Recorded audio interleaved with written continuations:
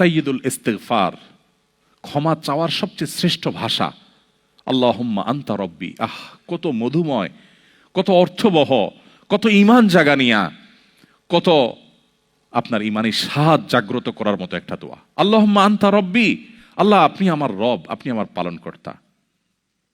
আল্লাহুম্মা আনতা রব্বি লা ইলাহা ইল্লা আনতা, আপনি ছাড়া সত্যিকারের কোনো মাবুদ নেই।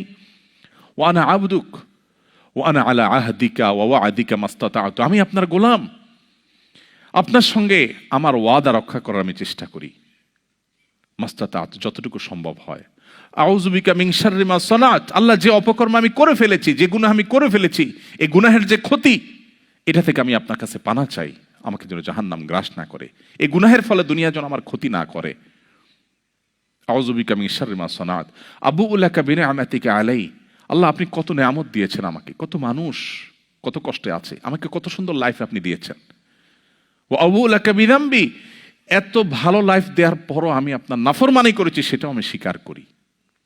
ফাগফিরলি, অতএব আপনি আমাকে ক্ষমা করে দিন। ফাইন্নাহু লা ইয়াগফিরুয যুনুবা ইল্লা আনত, কারণ আপনি ছাড়া আর কেউ ক্ষমা করে না। ভাইরা আমার, আল্লাহর কাছে চোখের পানি ফেলে সিজদায় গিয়ে একটু মাঝে মধ্যে একটু চোখের পানি ফেলে দোয়া করে কেঁদে কেটে দেখবেন, আল্লাহর কসম পৃথিবীর কোনো কিছুতে এত স্বাদ নেই আল্লাহর কাছে ক্ষমা চাওয়ার যে স্বাদ।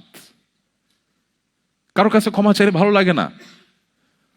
আল্লাহর অলৌকিকত্ব যে তার কাছে ক্ষমা চাইলেও আপনার অন্তর দেখবেন, একটু চোখের পানি ফেলে যদি 2 মিনিট দোয়া করার সুযোগ পান, যখন উমরা যান, রমজানে যখন দোয়ার সুযোগ হয়, অথবা সারা বছর যেটা হওয়া উচিত, এই দোয়ার পর যে ফিলিংসটা হয় সেটা খুবই তৃপ্তিদায়ক। একটু চোখের পানি ফেলার পর, একটু দোয়া করার পর অসম্ভব ভালো লাগা কাজ করে, যেটা পৃথিবীতে অন্য কোথাও হয় না। কারোর ভয়ে কাঁদলে আপনার ভালো লাগবে না, বাট আল্লাহর ভয়ে কাঁদার পর আপনার ভালো লাগা কাজ করবে। সো এই প্র্যাকটিস আমাদের হওয়া উচিত নিয়মিত। আল্লাহ আমাদের তৌফিক দান করুন।